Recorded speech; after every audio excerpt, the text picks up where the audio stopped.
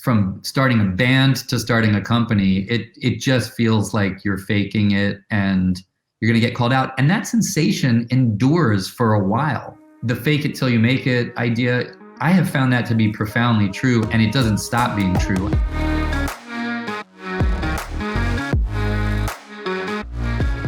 We talked about, I mean, I love your history with Live Person and the how scrappy it was, and the fact that you guys went through the first .com burst, you know what I mean? Yeah. Bubble burst and made it through. Those things really test you and forge you, and all the cliches about making you stronger are true. I think one of the things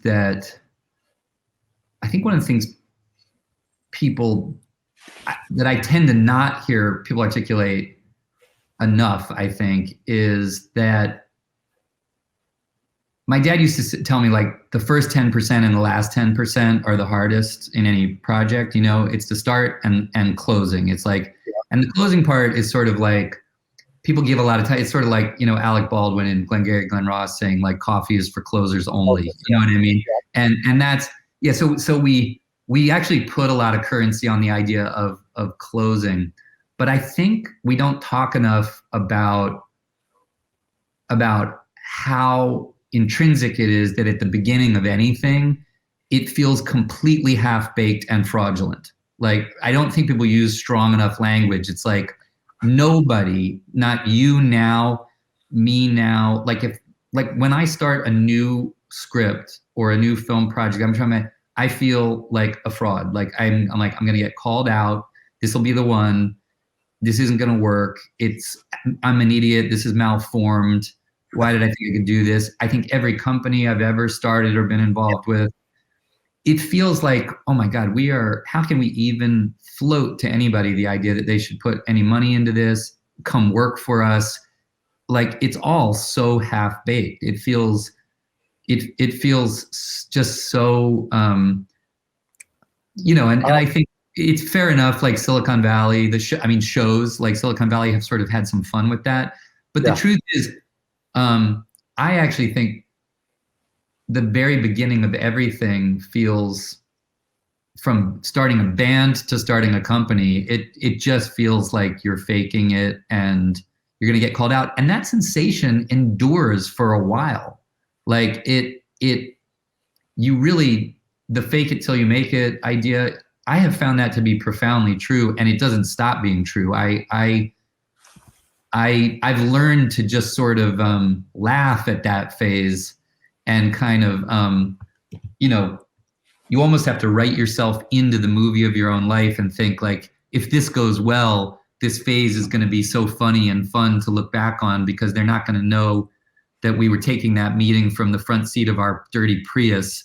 You know what I mean? Like, it's like, and it's almost like you got to live into the fun of the scrappy phase of everything. And when those voices come in and go, we are so not real, like, this is so not real, just embrace that is an unavoidable and intrinsic part of it. And in fact, not to call out anything, but look at, like, you can take certain things that we've seen loosely in media, tech, entertainment, that got, like, 1.8 billion of initial capital funding and then just cratered within like 2 years with all kinds of famous people involved in them.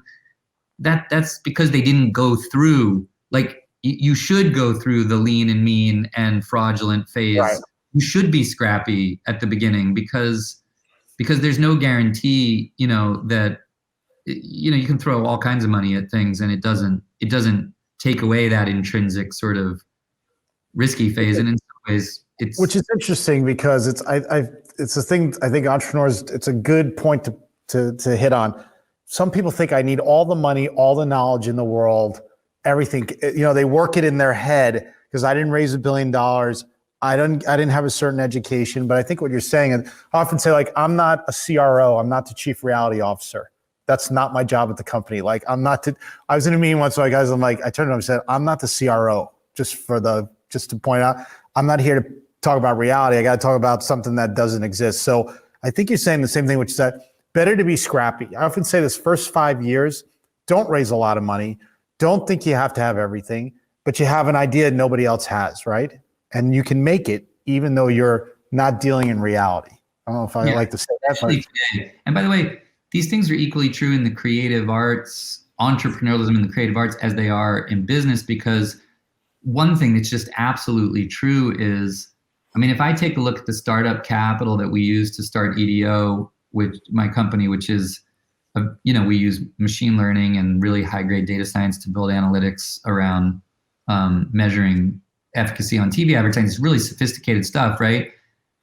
We could never, ever have built what we do with the amount of 10 years ago, even it would have cost 4x. Like the value prop, the tool sets available, the democratization of technology platform development that is made available by the drop in the prices of the readily available kind of software tools and everything. The same is true of filmmaking. It's like there is no financial impediment to anybody going out and making a film on an iPhone that looks damn close to as good as anything shot, on a red camera. I mean, you are not in the encumbrance and the hurdle that capital used to represent has been hammered down to where there is no excuse not to be scrappy, really. And I think, you hit on something else, which is even when I was already sort of succeeding as an actor or whatever, I wanted to direct a movie.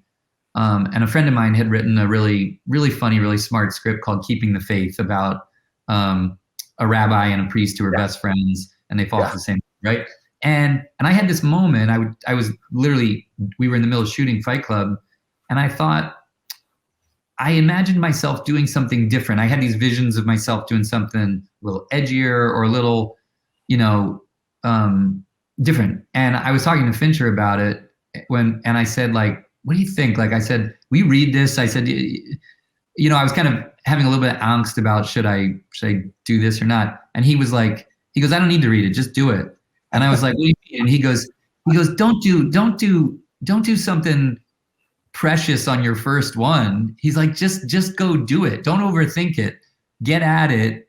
And if, get at it. He was like, you forget that his first film was Alien 3. And he was like, Alien 3 was not like my heart's desire. It was not the movie I dreamed of making, but I got to play with the toys. I got to get beat up in all the right ways. I figured out a lot of stuff that made Seven a much better movie because I had made Alien 3, right? And that really stuck with me. I was like, he basically was saying, like, don't be precious, just get going.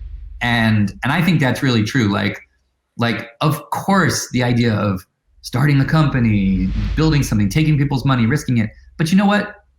People got to put on their big boy pants. And if they invest money in your company and you do it scrappy and you do it lean and mean and it doesn't work, that's the game. Like, that's the game. And you're not tarred and feathered forever. And I think that advice he gave me of like, don't, think it through, commit yourself to it, but don't, like, you can't de-risk it before you've begun it. You cannot. Right. You cannot de-risk a thing before you start. And so you just have to, it's better to just get going and assess it as it goes. But I think trying to mentally optimize everything paralyzes a lot of people because they're looking for some impossible mixture of certitude and funding and all of it, and they're waiting for things to come together that are really going to happen at phase 2 or phase 3 at most, and getting comfortable with the levels of uncertainty and risk that are intrinsic is just part of the game. And you talk about, like, what do you do in your brain? I just think you got to go look. You could develop Hodgkin's lymphoma at age 30 and be dead at 32. So who the hell cares? Like, what do you want to do? Just get at it and make it fun. I do think it is amazing how much I think there are some people I've encountered in life who just, make everything fun. So I actually interviewed Spike Lee the other day. He's one of my favorite American filmmakers, one of my favorite people I ever worked with. And I asked him, I said, like, do you today feel any different going into a shoot, a film? Do you feel, and he was like, no. He's like, no. He goes, I got the best job in the world. I got the job I always dreamed of doing. And he goes, every day he said, every single day I feel joy. And, and that's a choice because, there's pressures and everything. And I think you have to almost meditate and create a mantra out of the idea that you have a choice whether you're going to characterize things in your own mind as stressful or fun. Like literally, there can be no difference in the components of what's happening to you, and you can choose to say, "This is what I want to do. It is fun. This is boxing in the ring, and I'm going to choose to love it." Or you can just paint it blue and just decide it's stressful. You know what I mean? And I think. So it's like separate. I think what you're saying, if I'm here, is like separate. There's always uncertainty into creating new things, creating a new products, business, career, being an actor. Separate it out. Like the uncertainty is just the path. That's always part of it. On this side is your vision to just continue forward. A lot of times we put it together, and even mentally, we can create the world that you think the shoe's going to drop every other day. You're living as an entrepreneur or actor, whatever you're living that, oh my God, I'm waiting for the bad thing to happen because bad things always, and then I got to get through it and I got to get over the wall. It sounds like, look, that's going to happen, but you have a choice on whether to ride the emotions up and down and be sad and blue, or just try to be chill, go for it, stay focused, distract, right? I think that's something, but don't expect it to be calm. Don't expect it to be calm, right? And one thing that is absolutely true, I think, is that energy accumulates momentum, and people come together around people with positive attitudes. I think they do. And look, any strength taken to excess becomes a weakness, right? So you don't want to be like the chick who founded Theranos. You don't want to be practicing magical thinking and lying to people about how well things are going. Positive thinking, and helping other people who you're working with on things see it as an adventure. The idea of treating your own life like an adventure, and embracing the uncertainty in the adventure, it actually does sort of change your frequency. And I actually do think it increases the odds of success, because I think people are more motivated. I do think they enjoy, it means they'll enjoy the adventure along with you. You just, like those bonds, the bonds that form, that end up becoming the fabric of a thing that actually happens, get affected by a positive attitude. And I think, I want to point out one thing you said, because I think it's interesting as a leader, as an entrepreneur, whatever we want to deem it, your ability you're creating a collective of people around you. That's half your goal. Is you've got this idea that's out there. It's not reality. And then you got to somehow be in a mindset to collect people around it to help you on the journey, and take a very risky journey, right? They're putting their whole lives against your journey sometimes. So part of your gift has to be, how do you bring that positive energy, even though there's uncertainty and doubt and the little voice in your head? But on this side, I've got to get people surrounded around this idea, right? I think that's what you're saying. Totally, yeah. As a director, I assume you had to do that. Like when you're doing like your last film, Motherless Brooklyn, and you directed, like, I assume that's your thing, man. That you have to. Oh yeah. You got all these personalities, but you got to get them around some vision that you have of this movie, and somehow motivate them to give their best, right? And there's all different. It is that, but it's also like if you look at say you have all great people, really talented people.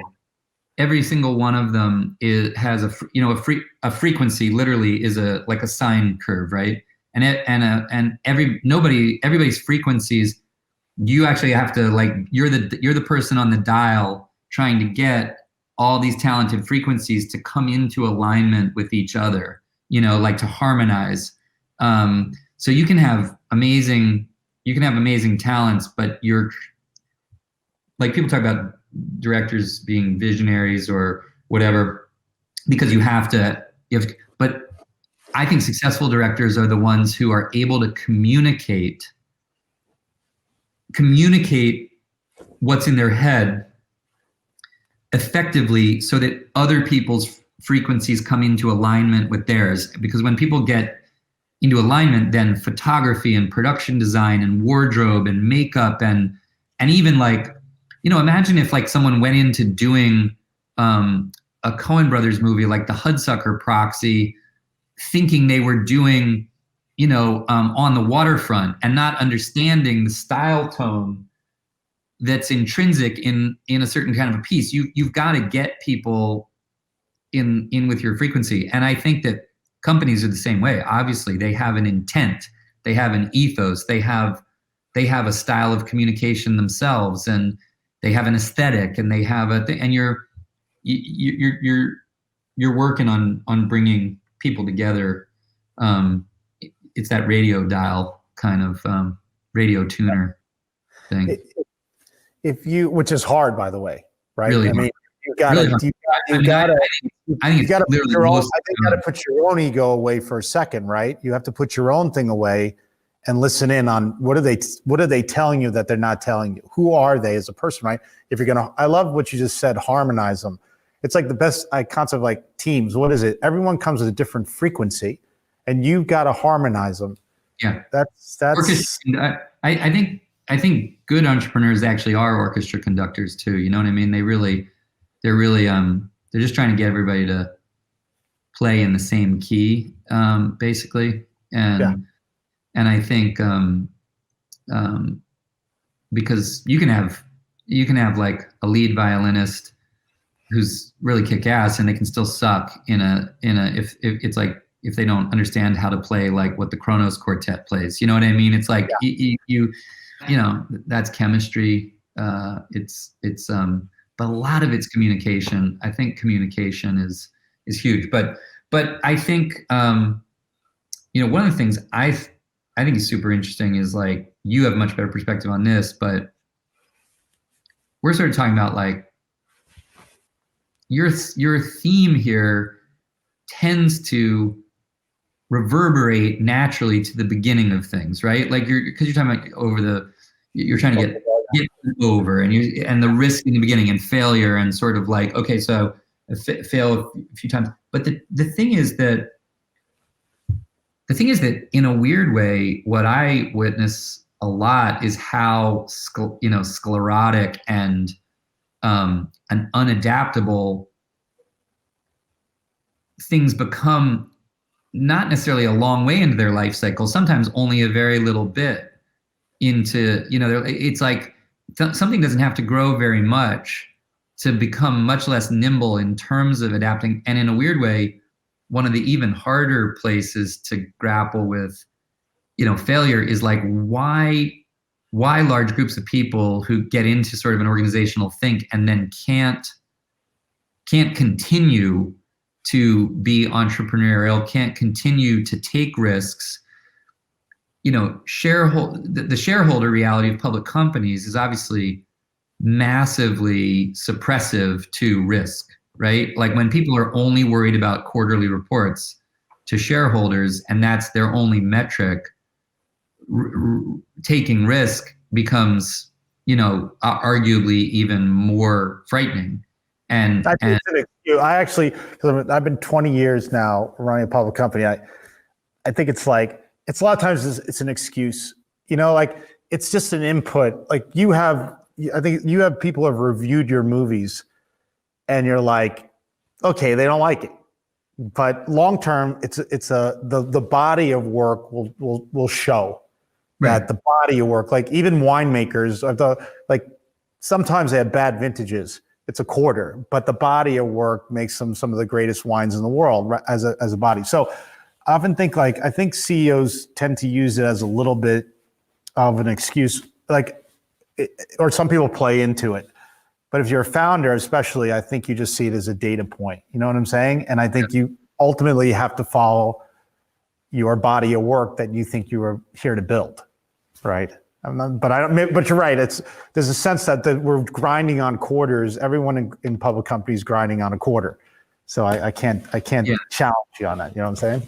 Yeah, and I think I think a really interesting thing is like failure. I mean, a lot of times people calibrate this kind of conversation toward younger people, right? It's sort of the truth is like I think we've got a really big issue in this country in the sense that we don't set ourselves up as a society to view even like midlife change, right? Like it's like the whole idea of retraining. Like we have a coal industry, right? It's not coming back. It's like this fantasy that gets spun out of like we have to defend these things. It's like it's not that people who worked in coal are bad people. It's not that it wasn't a great business. It's not anything. But as an energy source, it's going to be in decline by virtue of literally the free market and price competition with just about everything else is going to cream it, right? Yeah. So you can sort of like say, but even that we tend to because of Wall Street and all these things say, oh well, these are collapsing. It's like and people get taken out. People who have had careers in a thing are left to be part of like the detritus of the perception of something that's failing, right? And people who are at a more advanced stage of life, those are the people for whom failure is a lot harder. Like failure is pretty easy when you're young. It should be, it's easier. And I don't think we haven't built support systems in this country for getting people at more advanced stages of careers and later stages of life to be also less afraid of the idea of transition, right? Of the idea of transition, new learning, that the end of one job or career can be opportunity to move into another. We are very draconian about, if you think about it, there's a huge bias and a huge prejudice to who we really even include in the idea of starting things anew or of taking risk or whatever. We don't actually like make it very easy for people to be entrepreneurial at a later stage of life, let alone like who have to make a transition.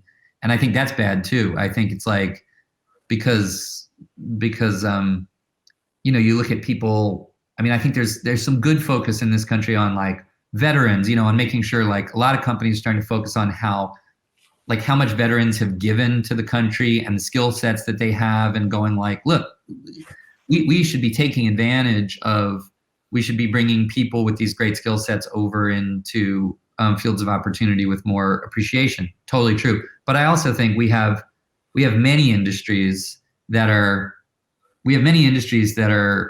either in decline or are going through forced real reformation, and we don't do a good enough job with like making sure that that the support networks and even like people talking like we're talking now, there's a huge bias toward like training Survival. people about risk and failure as being advice that's for young people. But the truth is we really need it. We really need it more pervasively in all. There was we have this perspective, I think, that's like there's a survival of the fittest, and it's just the way the world works. But actually, in Darwin's later writings, I was just looking at a program the other day. Someone told me, he spoke about community. He had like 10 kids or something like this.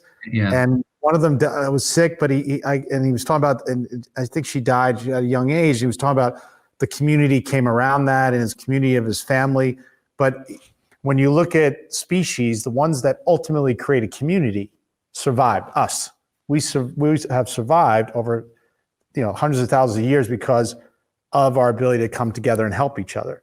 So it seems like, especially the world we're living in now, we need to have that, I guess, more than it's, look, survival of the fittest. You're a coal miner. Well, you're just going to have to suck exactly. it You're shit out of luck. And I mean, let's forget the grotesquerie of like companies declaring bankruptcy so they don't have to make good on the pension funds. You know what I mean? Like that's just Machiavellian grossness. But we see that ageism expressed even in, I think, what we've gone through in terms of COVID, because you saw it in the beginning. Oh, well, if it's just old people, like, who cares? Yeah. But it's in us. It's in an animalistic part of our brain that somehow people are going to discount the value of older people. And if you've not, apart from that very sort of intense expression of it with COVID initially, like, the truth is, you see that expressed in the way we look at our workforce, in the way we look at entrepreneurialism, whatever. We don't really make a lot of room for it, for people. We kind of assign a higher quotient failure to an older person who's needing to make a risky transition, and I think that's. Well, we're coming to the top of the hour, and I want to ask you one last question. I could spend that's why you and I would go to dinners, and it's like we could talk about all sorts of great things. But I want to ask one last question. You've been an investor in, like, you were an early investor in Uber, like way early in that, and you were an investor in venture capital. And many different companies have been super successful, and I'm wondering if there's like one piece of advice that you can remember, or one you give to entrepreneurs that you're investing in. Like, I believe in you, but is there a piece of advice you would give to the people who are listening about, what would you say to them if you were putting money into them? Well, I mean,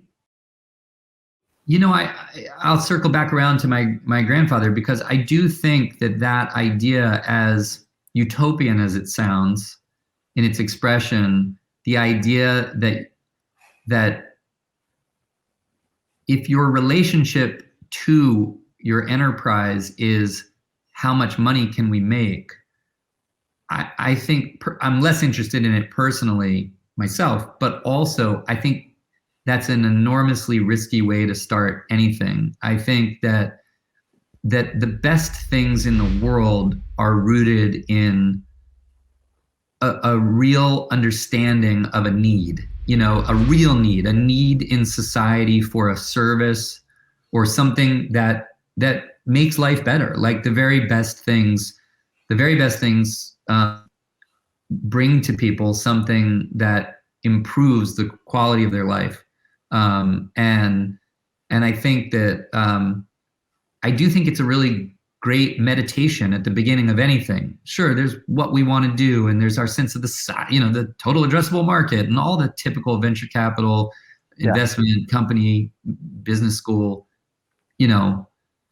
pot boiler stuff or boilerplate stuff. But the truth is, I think, to me, it's like, if you can't sit down and say, what is it that I'm trying to do for people? Like, what are we trying to do that's going to improve things for people? What's the service we're providing? And like, service in the spiritual sense. Like, what are we trying to do for other people through what we're doing? And if you can't answer that, if you're essentially just trying to arb some weird little niche, and I think I have to say, I think that, I don't know who even said it, like, we were promised flying cars and got 140 characters. Those kinds of things. I think those things are true. There's a lot of people are trying to make as much hay as they can with stuff that's ultimately window dressing, and in some cases, I think we're learning, has significant negative ROI in a social sense. And I tend to personally really get drawn to things where I see people trying to disrupt a significant problem, or Shivani Soroya, one of my favorite companies I ever invested in right from the start, is a company called Tala, that was founded by this brilliant young woman, Shivani Soroya, who is basically looking at, like, the 4 to 5 billion people on the planet who have no access to banking services or commercial or credit of any kind, and was looking at sort of what other models like microfinance had tried to address, and really figured out one of the most brilliant, platforms for getting people credit in the poorest communities in the world, and to build a really big business that's doing well while doing a tremendous amount of good. Like, arguably creating an alternative to the global banking system.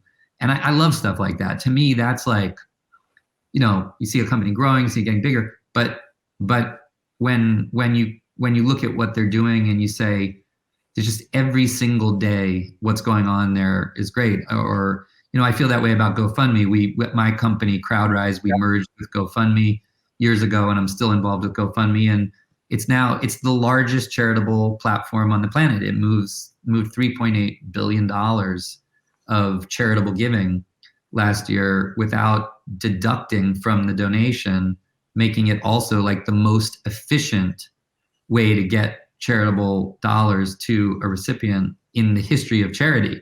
And I love that stuff. I think Uber was, Uber, there's many things people can, when something gets that big that fast, there's all kinds of legitimate critique to it. But as a New Yorker of 30 years, yeah, when you've lived your life looking at the taxi system and you see an illegal cartel system that disadvantages, that makes drivers indentured servants, makes human beings stand in the cold hoping to link up with a cab, and you realize this is not how this should work. And you see fundamentally like, wow, think about the efficiency of human time, how much more humane this is for a driver in a sense. When you can see the win-win-win-win-win in something busting up a completely antiquated system, I am very quick to say, like, I am, it's like to me, people were like, oh, the taxi system. It's like, there's nothing intrinsic that says the taxi system should exist. The taxi system is like a cocaine cartel. Price fixing the medallions, and it's owned by mobsters, and it's like, it's just like, there's nothing good about this. There's no reason this should survive. I am 100% in favor of, beating it to death with a better system. And I think, and I still continue to think that's been a really positive revolution in how we're doing shared transit and stuff like that. Oh yeah. Well, Ed, thanks for being on the show. You're an awesome guest. We touched upon so many topics around, weaving this life of entrepreneurs, and obviously what you've done in acting, but also what you've done in being an entrepreneur, investing in companies, CrowdRise, and then all the stuff you've done with helping others through all the philanthropic stuff. It's just extraordinary. So I appreciate your time and it's a good theme. Sharing your ideas with entrepreneurs. Appreciate it. Keep doing what you're doing, man. Thank you, man. Thanks a lot.